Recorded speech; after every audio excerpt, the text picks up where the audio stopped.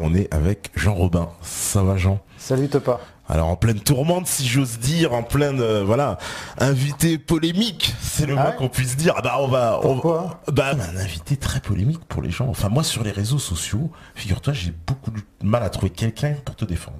Ah, bah, tu me flattes. Moi je suis pour la liberté d'expression totale. Est-ce que vous connaissez beaucoup de sionistes qui sont pour la liberté d'expression totale, qui sont pour l'abrogation de la loi Guesso? Déjà rien que ça, rien que ça. Moi je suis pour. En gros, les voyous peuvent s'armer, mais pas les braves gens. En gros, c'est ça la situation actuelle. Tu fais très bien d'en parler. Donc, mon compte, c'est qu'aujourd'hui, les États-Unis et la Suisse sont des pays qu'on ne peut pas coloniser, qu'on ne peut pas occuper. Parce que chacun a le droit du port d'armes, donc il peut défendre sa famille déjà. Rien que ça. Mais là, on me dit par exemple, tu vois, beaucoup de gens, le port d'armes, c'est l'escalade de la violence. Ouais, c'est quand qu'on voit. Bah ça, c'est ce que pense la gauche. Donc moi, je suis pas de gauche. Je suis désolé. Oh, la gauche. Et la droite en France, c'est vrai, parce que la droite en France est de gauche. On aura peut-être l'occasion d'y revenir. Ah bah oui. Mais voilà, si je reviens à la liberté d'expression, c'est une arme. La parole, et on veut nous en priver en mettant des lois. Donc essayez de voir qu'il y a une similitude entre le port d'armes physique qui permet de vous défendre, hein, et la liberté d'expression qui vous permet de vous défendre. Et j'aurai l'occasion de me défendre d'un certain nombre d'attaques qui ont été portées contre moi. Ah bah, oula, moi, ça fait 10 ans ou un peu plus que j'étudie les médias et la logique des médias. C'est très pervers parce qu'on en a parlé d'ailleurs quand je t'ai interviewé. Est-ce que BHL, on le met en avant pour servir Israël ou pour nuire aux intérêts d'Israël et des Juifs? Moi, je pense, et toi d'ailleurs aussi, que ça nuit plutôt aux intérêts d'Israël et des Juifs de mettre BHL en avant. Ah ben, on va dire que oui, de mon point de vue. Bah, du mien aussi. Je vous ai cité un certain nombre de noms. Oui, mais... Lucien Oulabib, tu le connais toi, ou Lucien Oulabib? Non, je connais pas tout le monde. C'est un pro-israélien de droite qui dénonce la gauche en général et les sionistes de gauche en particulier. Et ben on le voit jamais. Ouais, mais ils œuvrent dans le même sens. Je veux dire, mais pas du tout. C'est quoi? On n'est pas d'accord sur la couleur de la pièce? C'est ça que tu veux me dire? Non, mais tu devrais défendre leur liberté d'expression. Ah non, je défends mais moi, leur liberté. Moi, je pense pas qu'ils aient de problème de liberté d'expression. Tu crois quoi? Qu'on les invite pas dans les grands médias? Mais Lucien Oulabib n'est jamais passé. Alors là, je parle de ma liste des 300 intellectuels sous-médiatisés en France. Ça me donne l'occasion. Tu trouves là-dedans plein de sionistes de droite. Oui, mais il n'est pas sur la liste de Patrick Cohen, par exemple. Mais justement, la liste de Patrick Cohen, ce sont des gens ultra médiatisés et anti-sionistes. Nab, Ramadan, Soral et Dieudonné. Donc Edoui Plenel. Alors tu vas me dire qu'il est anti-sioniste. Mais c'est des faux anti-sionistes. Voilà. Là, tu me parles de dissidents. Sincèrement, moi j'appelle ça la dissidence agréée. C'est-à-dire, tu me parles de gens... Peut-être que l'antisionisme est une dissidence agréée, j'en sais rien. Ah ben non, mais c'est des gens que... Ce voilà. que tu me dis, Tariq Ramadan. Mais moi, je demande à voir si Tariq Ramadan, il passe autant qu'Attali. Tu me dis ça, c'est pas possible. Non, j'ai pas dit qu'il passait autant. BHL passe 500 fois, il y a des chiffres. Là, c'est là où c'est précis. 500 fois sur combien de temps? 40 ans. BHL, il est passé que 500 fois sur 40 ans. À la télévision publique française. 540 fois, je crois. Là, ça a dû augmenter parce que mes chiffres datent de l'an dernier. D'accord. Donc, c'est peut-être 560 fois maintenant. Alors, Ramadan, 100 fois. Mais excuse-moi, mais Ramadan, il n'est pas français. Non, mais Ramadan, t'es d'accord, il n'est pas français. Ouais, mais tu vois bien le décalage. Je vois bien le décalage avec moi, si tu permets. Moi, je suis français, je suis pro-israélien, et j'ai été invité combien de fois à la télévision publique française? Une. Ouais. Donc, un étranger, Tariq Ramadan, qui est suisse, hein, excuse-moi d'être patriote là pour le coup. Non mais là il faut être d'accord avec moi. Parce qu'il y a un moment, je veux bien la contradiction, mais... La plupart des médias sont dirigés, excuse-moi, c'est pas des musulmans qui dirigent les grandes rédactions de ce pays. Ah, faut voir. Ah, bah alors allons-y dans les faits. Voilà. Alors dis-moi quel musulman dirige les rédactions, parce que là on serait très étonné. On peut être sioniste sans être juif, paraît-il. Oui. Voilà, donc on peut être pro-palestinien sans être musulman, n'est-ce pas? Ouais, mais tu alors... dois être d'accord avec ça. Sur l'affaire Al-Doura, Philippe Karsanti, pro-israélien, jamais invité dans les médias, tu es d'accord avec moi, a eu une pétition de plus de 700 journalistes signés contre lui, qui ont soutenu Charles Anderlin. Tiens donc, qui est à la tête de l'information sur le conflit israélo-palestinien à France 2, dont le caméraman est palestinien, etc., etc. Et lui, il fait des images tout le temps, depuis 20 ans. Ouais, Charles Anderlin. Oui, sauf qu'on n'accepte pas, si tu veux, justement, dans notre époque, peut-être la colonisation d'Israël. Parce que ça, t'en parles pas de la colonisation. Ah bah moi, je parle que de ça. Ah bah alors parlons-en. Moi, je suis contre la colonisation. Parce que c'est ça. Ouais, mais c'est une histoire. C'est l'histoire de la colonisation. Oui, mais moi, je suis pour le retour aux frontières de 67. Mais je suis contre toutes les colonisations. C'est-à-dire la colonisation de la Turquie à Chypre et la colonisation de l'islam. Alors là, là, ça fait moins plaisir. Alors allons-y, tu vas remettre les pieds dans le plat. Ah oui, parce que soit on a des principes, soit on n'en a pas. Et si on n'a pas de principe, on dit, ok, je suis contre telle colonisation, mais je suis pour telle colonisation, tu vois. Parce que, par exemple, je suis musulman, au hasard, hein, je dis vraiment au hasard. Ce qui m'intéresse en tant que patriote français, c'est d'éviter à tout prix la guerre civile. Ouais, mais comment tu vas éviter la guerre civile? Justement, on y vient. Donc déjà, en ne tenant pas les discours de Zemmour. En France, il y a des communistes et des trotskistes, et on nous fait croire que c'est la gauche et la droite, tu vois, pour résumer. Et moi-même, maintenant que je creuse un peu sur Pétain, je me rends compte que là aussi, il y a une réduction sur les Juifs. On ne parle plus que de ça pour la Deuxième Guerre mondiale. Bon. Je veux dire, moi, Pétain, j'ai envie qu'on le juge à l'aune de toute la guerre, pas juste les Juifs. D'accord? C'est important, mais c'est pas le plus important quand on est patriote français, encore une fois. J'en reviens toujours là. Mais tu vois, la judéomanie, j'avais déjà dit qu'elle mènerait à l'islamomanie, et à la négromanie, et à l'homomanie. Voilà, parce que c'est devenu la matrice dont s'inspirent toutes les communautés, tous les lobbies. La raison principale de l'immigration, c'est qu'en 58, il y a eu un renversement d'alliance, dont personne ne parle jamais. Bon, en 58, De Gaulle arrive au pouvoir, t'es d'accord? En 57, l'année d'avant, le Parti communiste vote les pleins pouvoirs à Guy Mollet dans la guerre d'Algérie. Bon, ils disent pas exterminer, mais enfin, c'est l'idée. Pour que le FLN, vraiment, ça soit la guerre totale, je crois que c'est l'expression exacte, on mène la guerre totale au FLN. Donc le Parti communiste à fond contre le FLN en 57, d'accord? En 58, De Gaulle arrive au pouvoir. Ah, la droite! Ah, il y a une vraie droite. Renversement d'alliance, les communistes disent, bon, maintenant, c'est De Gaulle qu'il faut qu'on vire. Parce qu'on dit toujours, oui, De Gaulle a laissé les communistes. Ah bon? Donc là, les communistes ont été contre De Gaulle à fond. Et ils ont fait pour ça alliance avec le FLN. Okay, et de cette alliance date la politique de repentance de la France. Mais c'est pas eux qui l'ont mis en place. D'immigration de masse. Je suis pas d'accord. Et il y a plein de faits maintenant, quand on voit tous les djihadistes revenir, je pense que là, les responsables français ils commencent à comprendre leurs conneries. Mais tu sais, on dénonce les Américains. Ah, vous avez financé Ben Laden. Qu'est-ce qu'on fait, nous? Mais non, on les suit, on est des chiens. Non, nous, on les finance. Les mosquées, on les finance en France. Ouais, mais on fait, ça n'a rien ça à voir. En tant que patriote français. Tu peux pas faire le lien entre Ben Laden. Il y a un dîner dont on parle jamais, on en a un peu parlé quand je t'ai interviewé, c'est le dîner annuel de l'humanité. Mais ça, c'est marrant, ça intéresse personne. Et pourquoi ça intéresse personne? Parce que c'est marxiste. Alors, dès qu'il y a un truc où tous les patrons de presse se rassemblent au dîner annuel de l'humanité, je rappelle, donc l'humanité qui a quand même soutenu Staline, qui a soutenu tous les génocides communistes, je veux dire, ça, c'est les patriotes français devraient réagir. Parce que moi, ce qui me dérange, à la limite, c'est pas qu'on dénonce le CRIF, je le dénonce aussi. Le dîner annuel. Ça, on peut pas me faire le procès, on lit la judéomanie comme tu l'as fait. Ouais. Le dîner annuel du CRIF, je leur taille à sacré costard. Quel est le rapport entre ce qui s'est passé en Libye et la France? Alors, je vais te dire, pour moi, il y a un rapport, c'est que les élites sionistes aujourd'hui, elles sont clairement un pouvoir démesuré sur les institutions françaises. Bon, et admettons, et alors? Qu'est-ce que ça change sur le quotidien des Français? Ça change. Alors pour le quotidien des Français, ça change qu'on leur déforme la vérité sur tout un nombre de sujets. Est-ce qu'ils ont plus ou moins d'emplois à cause de ça? Ah, mais ça, non, c'est ça le quotidien des Français. Non, non. T'as combien de chômeurs? Est-ce que ça change la vie des chômeurs? Je sais pas si ça change la vie des chômeurs, en tout cas, ça change pas la vie des chômeurs. À créer, alors ça, je suis le seul journaliste en France, je crois que même Soral et tout ça, on parle pas. Je suis le seul journaliste en France dans la judéomanie, justement, à avoir révélé, parce que c'est l'histoire de mon grand-père, si tu veux. Donc, les orphelins de déportés, non-juifs, ont été moins indemnisés et plus tard, alors qu'ils étaient déjà très vieux, que les orphelins de déportés juifs. D'accord ?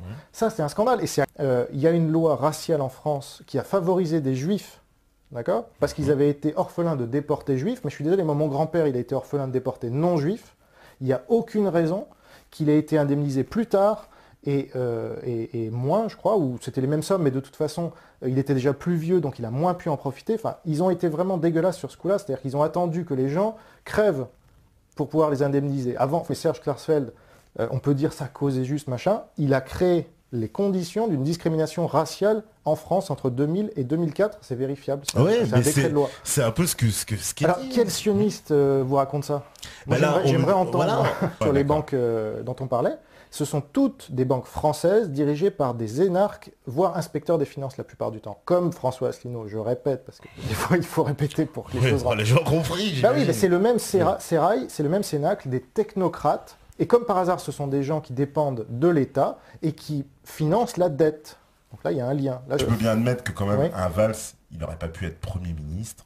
Et tu vois bien que en déclarant son amour inconditionnel pour un pays qui ne soit pas autre que Israël, on n'aurait pas pu voir un Arnaud Klarsfeld qui aille faire son armée en Algérie puis qui revienne en nous disant je suis attaché à l'Algérie et qu'il est en même temps ministre de la France. Tu sais très bien que ça passe pas. Mais si, ça passe. Mais bien sûr que non. Bah donne-moi un exemple. Je vais t'en donner plusieurs même. Et même pire que Valls. Alors vas-y. Bah oui. Quand Jacques Chirac, d'accord, est l'ami personnel d'Arafat, tu vas me dire que c'est un anti-israélien, un pro-israélien de folie. Chirac, non. Quand il fait... Ça a été, il était président de la République, me semble-t-il. Bah oui, mais c'est pire que Premier ministre. Il n'a pas été... Alors Chirac, je pense qu'il a fait des concessions. Tu sais qu'il y a une rue à son nom en Palestine. Oui, il a fait des concessions. Alors attends, je continue, parce que quand il a fait son histoire là de Put in my plane, machin, en français et en anglais, pour être sûr qu'on comprenne bien qu'il a fait son scandale avec les Israéliens. Ouais. Tu peux pas me dire que ce mec-là était pro-israélien. Il ne l'était pas. Il était judéomane en politique intérieure. Non, mais tu me dis, mais justement, donc tu me le dis pas. Et donc me dire, est-ce que Valls aurait pu devenir Premier ministre en étant pro-palestinien? Je te dis, il y en a même un qui est devenu président de la République en étant pro-palestinien. Je vais te dire, et la politique pro-arabe de la France, ça te parle quand même. À une certaine époque. Parce que justement, depuis Sarkozy, tu vois bien que ça a changé. Bah non. Comment dire, ça c'est un sioniste éminent, donc tu me dis... non, qui dit que c'est sioniste? C'est quoi sioniste? Bah il faut que la capitale mondiale soit Jérusalem. Bon pardon, c'est un petit critère quand même. Mais justement, je vais t'aider un peu sur la définition du sionisme. Le sionisme, c'est être pour un État en Israël, t'es d'accord? Donc les mecs sont patriotes a priori. Bon. Est-ce que Jacques Attali est patriote? Ah oui, pour l'Israël, oui. Non. Pourquoi? Il réclame carrément le gouvernement mondial à Jérusalem. On y arrive. Au gouvernement mondial. C'est pas ça être patriote. Attends, il y aura qui dans le gouvernement mondial? Il y aura des Mohamed et des Mamadou, tu crois? Attends, c'est très important. Non, mais parce que là, on est au cœur du sujet, justement. Il y a quand même des trucs que les marxistes vous ont mis dans le crâne, que vous croyez. Le gouvernement mondial. C'est pas Israël. Israël, c'est un pays. Je demande aux politiques de Français de se soumettre à ce sionisme. Mais parce que c'est la politique d'influence de tous les pays, y compris la France, y compris les États-Unis, y compris la Turquie. Les pays qui ne se soumettent pas au sionisme, clairement, ce sont les ennemis. Oui. Chavez, mais chacun ses armes, si tu veux. Iran, voilà. Il faut être naïf pour croire que les pays n'ont pas une politique de guerre de l'information entre eux, de guerre d'influence. Tu crois que Poutine, il traite pas les pays qui l'aiment pas de je sais pas quoi? Attends.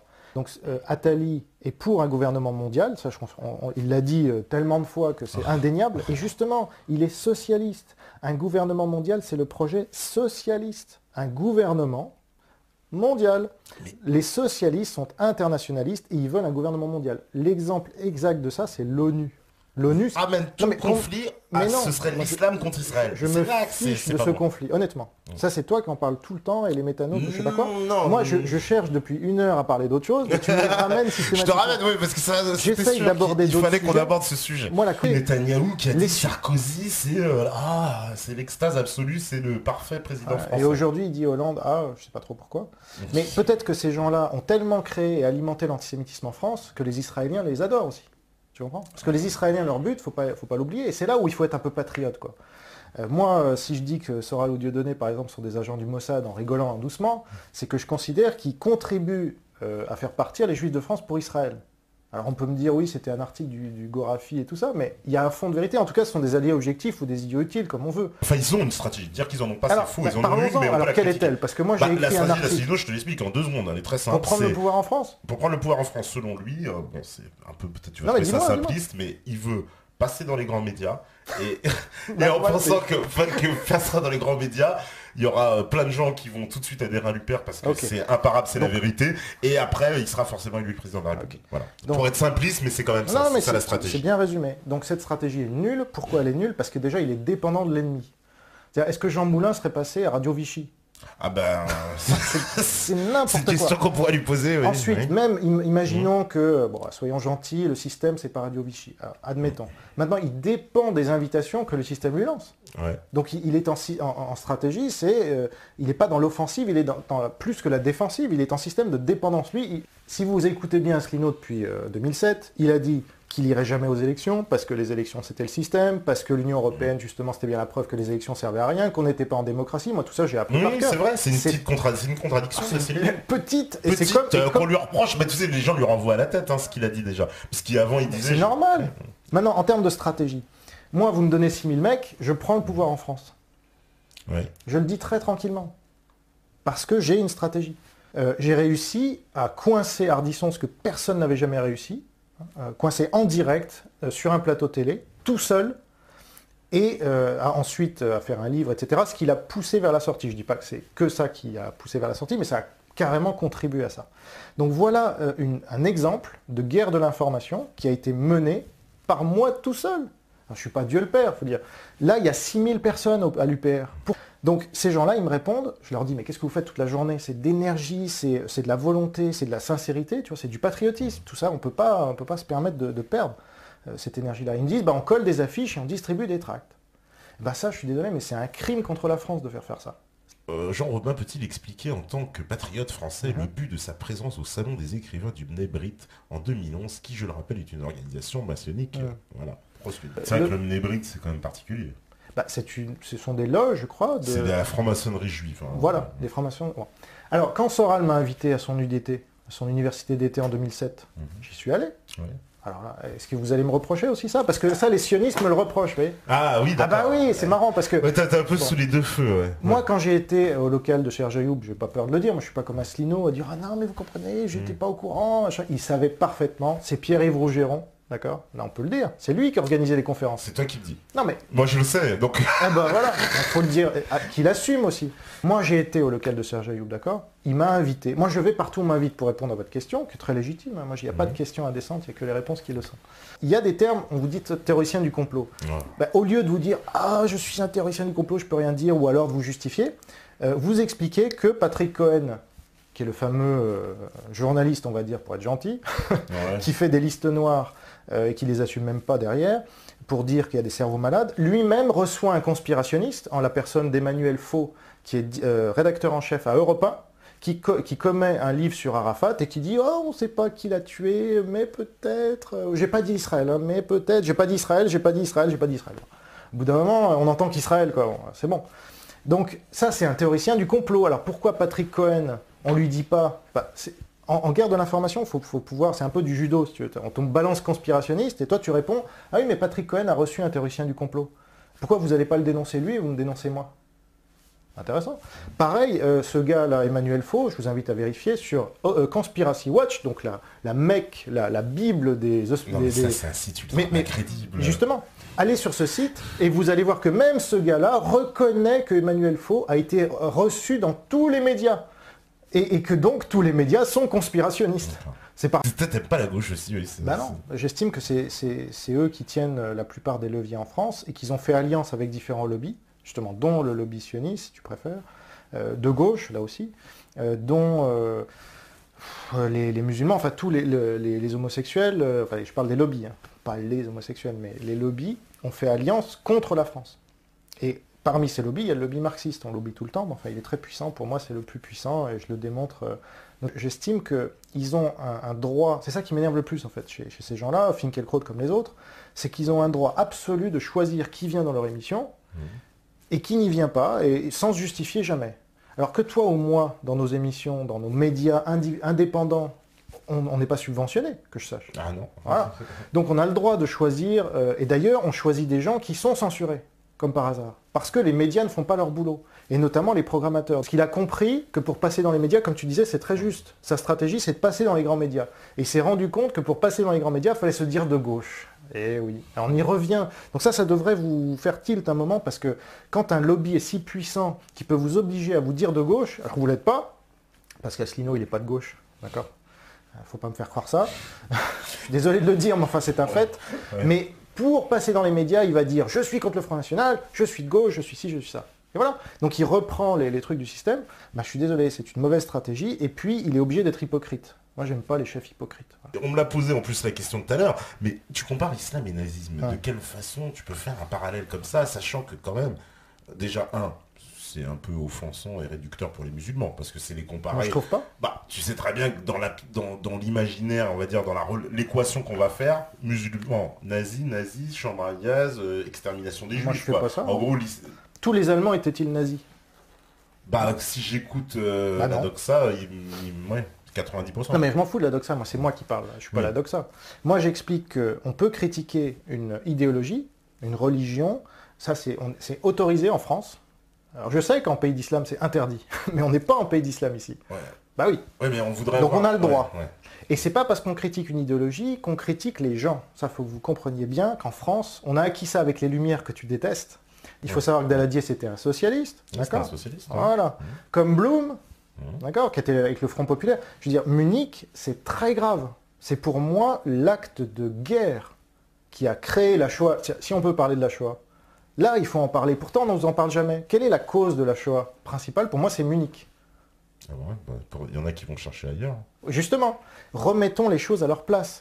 Ah donc Adrien Abosit, si tu m'écoutes, tape un peu plus sur la gauche que sur De Gaulle. Là, faut arrêter les bêtises, parce que franchement, le pétainisme, c'est bien, mais ça mène où? Donc, le Front National aujourd'hui, c'est Pétain de l'époque. Pourquoi?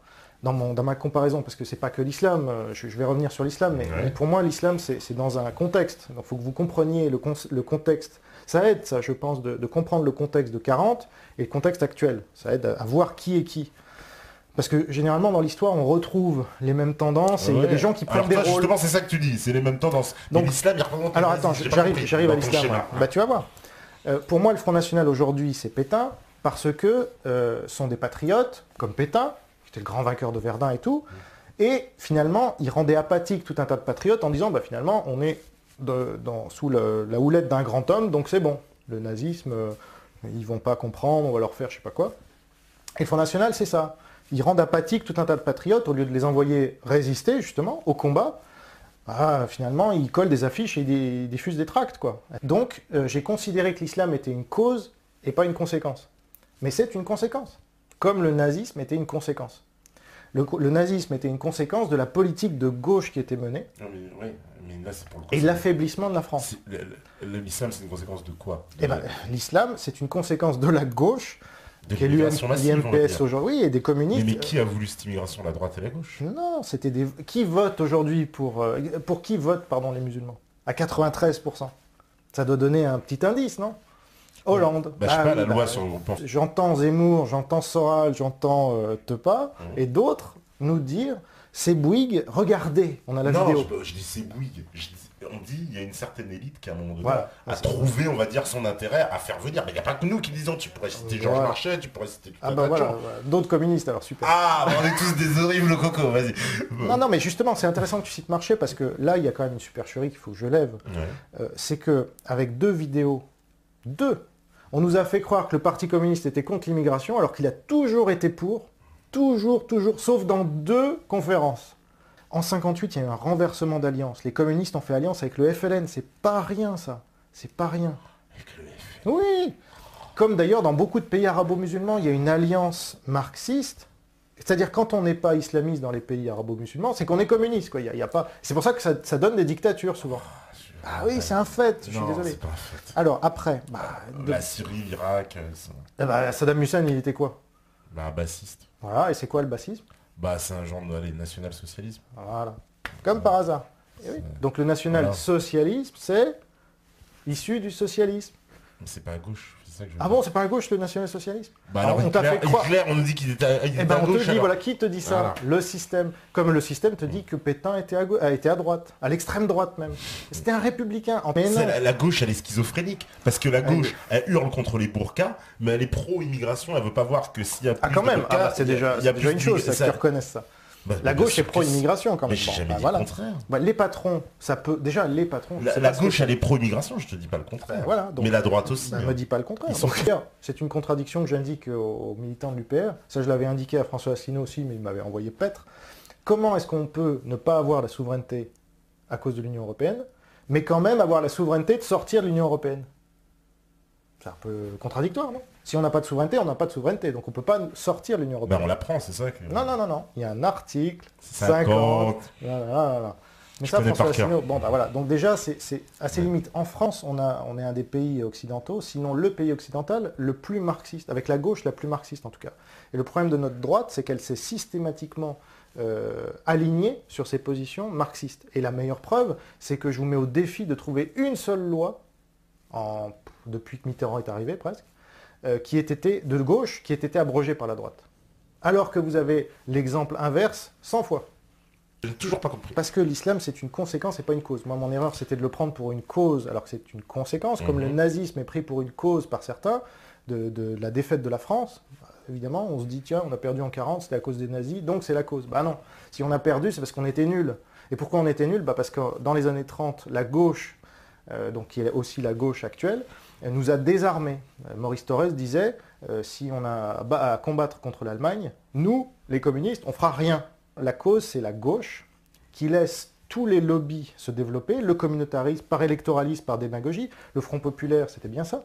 C'était au lieu de s'armer et de faire la guerre à Hitler en 36, en 37 ou en 38, au lieu d'aller faire Munich comme des cons et d'aller lui lécher les babouches, il fallait lui faire la guerre, il n'était pas prêt, il aurait perdu. Il n'y aurait pas eu de Shoah, tu vois. Alors les mecs qui me bassinent avec la Shoah, moi j'en ai un peu marre, parce que essayer de comprendre, essayer de tirer les leçons de l'histoire. Parce qu'on nous a dit que si on ne tirait pas les leçons de l'histoire, ça allait se reproduire. Les musulmans ne sont pas en train de bombarder mais il y a différents modes. Ils tuent pas des enfants, ils font pas prisonnier des gens, etc. En 732, ils venaient avec des armes, avec des épées. Ah, aujourd'hui, ils viennent avec des livres. Aujourd'hui, ils viennent avec les armes du moment. On est dans une guerre de l'information. Un mot comme islamophobe, c'est un énorme sabre. On en a parlé dans l'émission. Aujourd'hui, si tu dis quoi que ce soit contre l'islam, on te sort islamophobe. Ça veut dire que les juifs et les musulmans, il faut qu'ils se barrent de France. Non, je dis pas ça, tu m'as pas écouté. Je dis les patriotes juifs.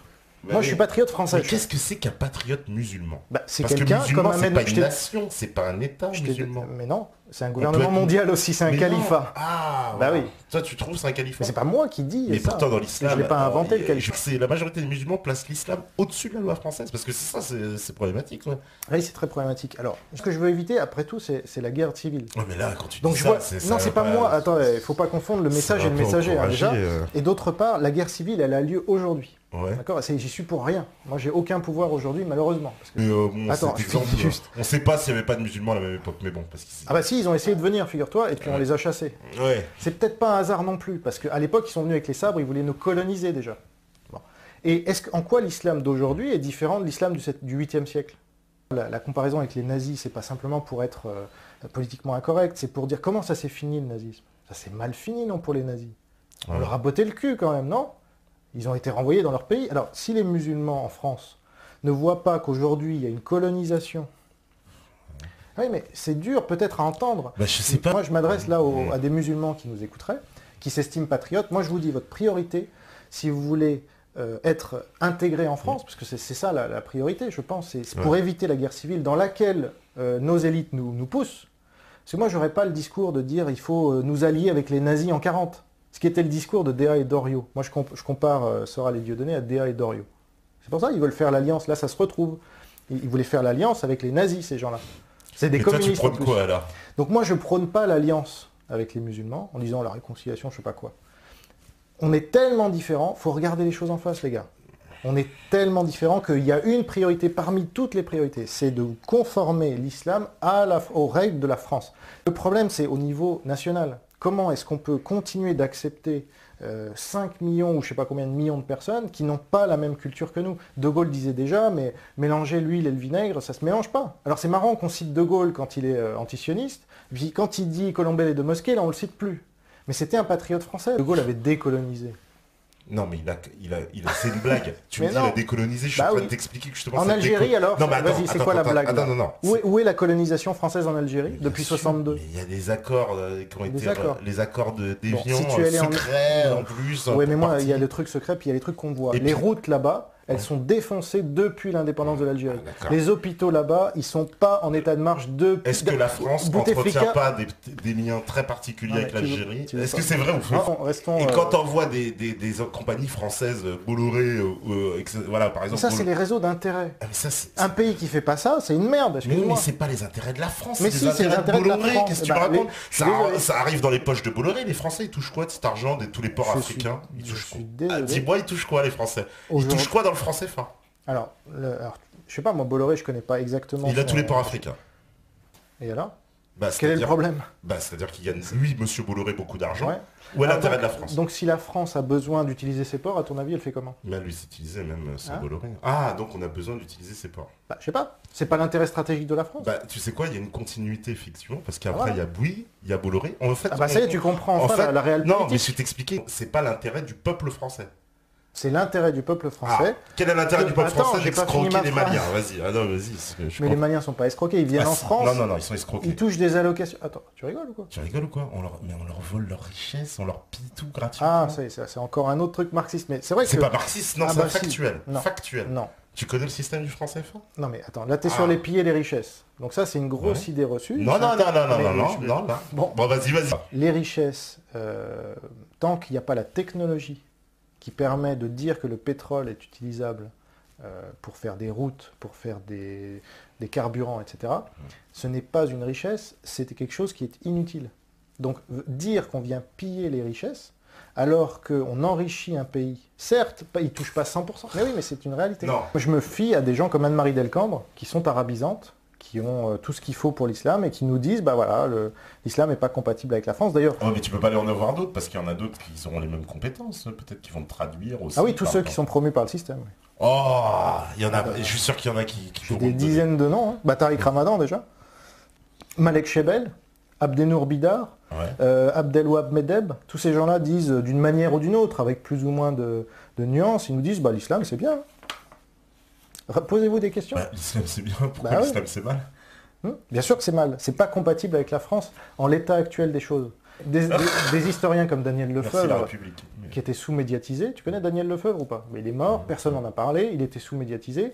Sur l'idée reçue que les Noirs étaient de la chair à canon qu'on envoyait et les Noirs et les Arabes étaient de la chair à canon qu'on envoyait devant, qui est une version qu'on nous sert et qu'on nous resserre, SOS racisme et tout. C'est pour ça que moi ça me fait mal d'entendre des gens comme toi, qui sont intelligents et qui reprennent les délires je comprends pas un délire. Du système. La chair à canon, tu l'as repris. Napoléon III, il avait voulu au départ, comment dire, on va dire, donner la citoyenneté à tout le monde. Voilà. Et c'est ce fameux influent, on va dire... Crémieux, mais enfin surtout son mentor à côté Rothschild, qui ont influé pour dire non, faut pas mettre les musulmans dans cette affaire. C'est faux. Historiquement, on peut. Alors je sais qu'il y a de la contre-propagande, mais la réalité c'est que à l'époque, effectivement, tout le monde devait devenir français. Et les musulmans ont refusé, les chefs musulmans, pas les musulmans, les chefs musulmans ont refusé de s'inscrire dans la République française, c'est-à-dire de soumettre, et on y revient toujours là, parce que les juifs, ils avaient eu le Sanhédrin, précisément, et les musulmans, il n'y avait pas eu de Sanhédrin, donc on leur a dit, soumettez-vous à la loi de la République française, et ils ont dit, non, l'islam est au-dessus. Et je reviens, et ça c'est peu connu, et je le regrette, parce que ça ne nous permet pas de nous entendre. Donc là, Chevènement a dit à ses dirigeants musulmans, dont Dalil Boubacar, qui a dit, ok, pour moi, je suis un modéré, etc. Donc, l'islam, maintenant, on pourra l'apostasier sans peine de mort. C'est quand même grave, la peine de mort en cas d'apostasie, c'est pas tolérable, ça fait partie des points, et ça fait partie des points sur lesquels les chefs musulmans, les plus influents, donc pas les plus qui représentent le plus de monde, malheureusement, parce que c'est toujours comme ça, c'est les plus radicaux qui imposent le tempo aux plus modérés. Et c'est là où on me dit, oui, mais il y a des modérés, ils sont majoritaires. C'est pas comme ça que ça se passe, l'histoire, on peut revoir toujours dans le cas. Donc, Boubacar a dit oui, l'UOIF a dit non. L'UOIF, c'est les frères musulmans. Et dans ce livre, il dit il faut qu'il y ait un rattrapage pour les musulmans parce que c'est comme ça. C'est Valls qui le dit, c'est votre pro-israélien ultra machin. Donc non, la réalité est plus complexe que ça. On a affaire à un communautariste. Ouais, c'est parce que tu es sioniste que tu es contre l'islam. Ça, je suis pas... Parce qu'il y a des sionistes qui veulent diriger l'islam. C'est plus simple. Il est communautariste, le type. Il divise pour mieux régner. Il veut avoir des voix ici, des voix là. Quand il s'adresse à des musulmans, il dit l'islam, c'est génial. Quand il s'adresse à des juifs, il dit Israël, c'est génial. Et voilà. Ouais, moi j'ai le courage. Ils disent, monsieur, vous dites que vous voulez éviter de guerre civile en France, mais vous ne voulez pas vous réconcilier avec les musulmans. Alors comment ça marche? Je n'ai pas à me réconcilier avec des musulmans. Ce sont des gens qui me colonisent. Dans l'état actuel des choses... Non mais je prends mes responsabilités. Je ne veux pas rester pessimiste en disant, bah ouais, on va se taper sur la gueule ou on va se séparer et c'est inéluctable. Non, je suis patriote français. Ce sont mes compatriotes. J'ai pas dit qu'ils n'étaient pas français à aucun moment. Ce sont des Français. Okay. Par contre, ce que j'ai dit, c'est qu'on a un doute légitime, ça, faut entendre ça, parce que tous ces gens-là, ces identitaires, ces gens qui se sentent exclus dans leur propre pays, il faut les écouter quand même. Donc, on ne peut pas non plus les traiter de nazis et de fascistes comme le fait le système tout le temps, tu vois ce que je veux dire? C'est qu'au bout d'un moment, merde, quoi. On est chez nous, ok? Donc il y a des gens qu'on accueille, il y a 5 millions de musulmans qui ont été accueillis, on nous traite encore d'islamophobes. On nous traite encore de racistes, de fascistes, de nazis, et c'est pas le jeu du système, ça. Tu vois, c'est là où, à un moment, bon, donc on les vire, il faut que nous-mêmes, on prenne notre destin en main, et qu'on fasse en sorte de s'entendre. Et si on se rend compte qu'on s'entend pas pour X raisons, moi j'en sais rien, c'est peut-être pas du tout celle que je vois aujourd'hui, c'est peut-être d'autres, et puis peut-être qu'on s'entendra comme larron en foire, comme on s'est jamais entendu dans l'histoire entre musulmans et non musulmans, parce qu'il y a quand même un passé qui est carrément un passif. Si on regarde l'histoire de l'Inde, l'histoire d'Algérie, il y a beaucoup d'histoires qui sont quand même sanglantes, ça. Il faut pas croire que les 1 million de pieds noirs qui ont été virés d'Algérie, en France, ça veut rien dire. 1 million de pieds noirs, tu exagères pas. Mais non, 1 million de pieds noirs ont été virés d'Algérie. C'était des colons, mais ils ont été virés et eux, ils n'avaient pas colonisé, c'était des descendants. Comme aujourd'hui, il y a des descendants de gens qui sont arrivés, dont c'est les parents, les grands-parents et tout. Donc on est dans des contextes assez, pas encore similaires parce qu'il y avait 130 ans ou je sais pas combien d'années. Là, on en est encore qu'à 2 ou 3 générations. Mais voilà, il faut qu'on se prenne en main. Mais il faut comprendre qu'il y a là, dans l'inconscient collectif, il se passe un truc. Si un Renaud Camus parle de grand remplacement, moi je m'approprie pas cette expression parce que je la trouve pas adaptée. Mais il faut entendre quand même des gens du Front National qui sont traités de petits blancs, qui deviennent minoritaires là où ils vivent, qui sont traités en plus de racistes, de fascistes, de nazis. Moi j'aimerais bien que des musulmans viennent les aider par exemple. Mais ça serait ça la réconciliation nationale. Mais non. J'ai jamais entendu de musulmans, par exemple, accuser d'autres musulmans.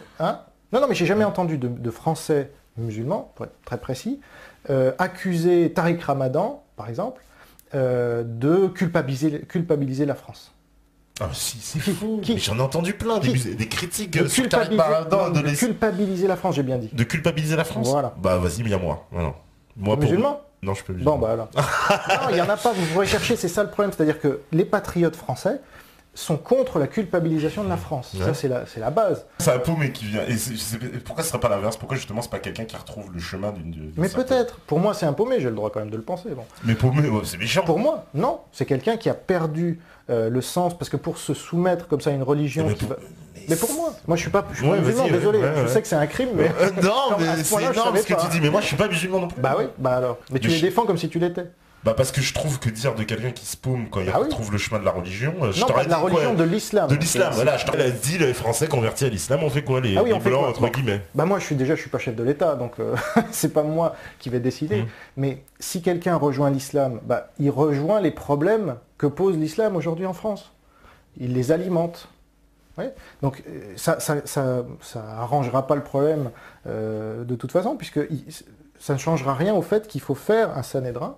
On n'aura pas le choix, c'est-à-dire que ça sera soit ça, soit la guerre civile, pour être très clair. Moi, je le pense sincèrement. Mais je considère que l'islam n'est pas un grand danger, c'est-à-dire que forcément, il y a une islamisation, on peut en parler, mais est-ce que c'est le danger numéro 1? Ben non, justement, j'ai dit le contraire. J'ai dit que c'était une conséquence et pas une cause. Moi, je l'ai désigné 1000 fois dans cet entretien, le danger. Pour moi, c'est le marxisme qui tient tout. Je vous renvoie à la France CGT encore une fois, au dîner annuel de l'humanité. J'ai fait une série de 5 vidéos sur l'humanité. C'est des horribles marxistes à la Commission européenne. Bah tiens, tu crois pas si bien dire, Barroso? Oui, c'est un maoïste. Voilà. Walter Hallstein, il était quoi? Nazi. Donc, national. Ouais, mais toi, tu mets tout le monde dans le même paquet. Non, je suis désolé, il y a une histoire. J'ai fait le livre noir. Je vous renvoie au livre noir de la gauche aussi, c'est pas pour vendre mon beurre, mais c'est qu'il faut tous qu'on monte en compétences. Je répète, il s'engage dans l'armée, les musulmans. Il n'est pas patriote. Mais il va risquer sa vie pour la France. Ça, c'est un exemple de patriote musulman. Il y en a très peu. Il y en a, mais il y en a très peu. Très peu. Moi, je vois de plus en plus de Français dans l'armée. C'est pas une question de musulman. Là, pour moi, un communiste, je répète très clairement, c'est pas une question de musulman. Pour moi, un communiste, marxiste, socialiste, tout ce que vous voulez, Zemmour n'est pas patriote français. Parce qu'on ne peut pas être patriote et vouloir que son pays s'affaiblisse et parte en sucette et parler du suicide français et y contribuer soi-même.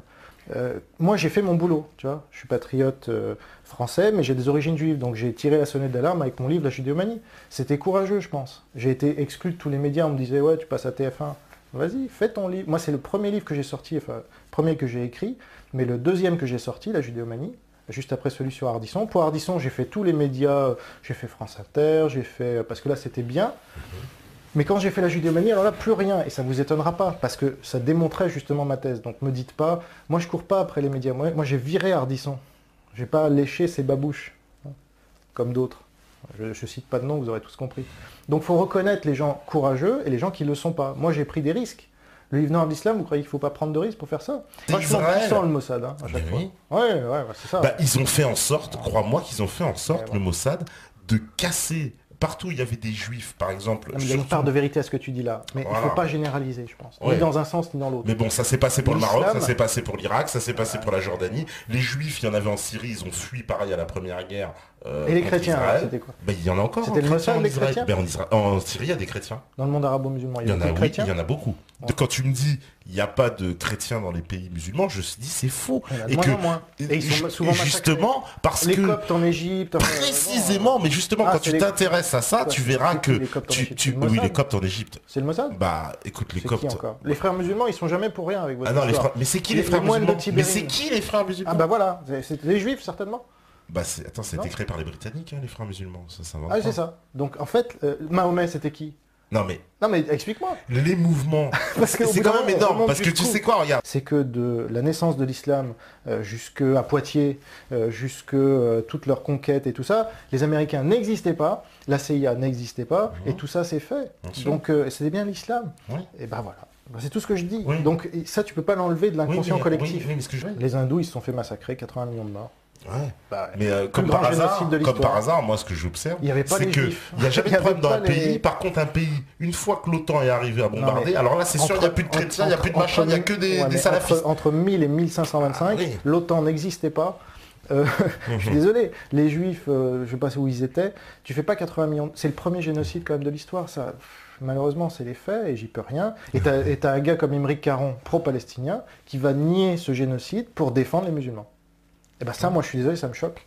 Et les musulmans, ça devrait les choquer aussi, parce que si c'est l'histoire, on ne nie pas comme ça. C'est l'histoire, mais bien sûr. Moi, comme les musulmans, à chaque fois qu'ils me balancent l'esclavage, je leur dis, mais il y a eu l'esclavage de l'autre côté aussi. L'esclavage est de l'autre côté. Sauf que la traite arabo-musulmane a castré massivement, c'est pour ça qu'il y a très peu de noirs dans les pays arabo-musulmans. Bien sûr, je sais, mais je le dis. Donc ça, c'est des choses... Mais c'est des choses qu'on sait.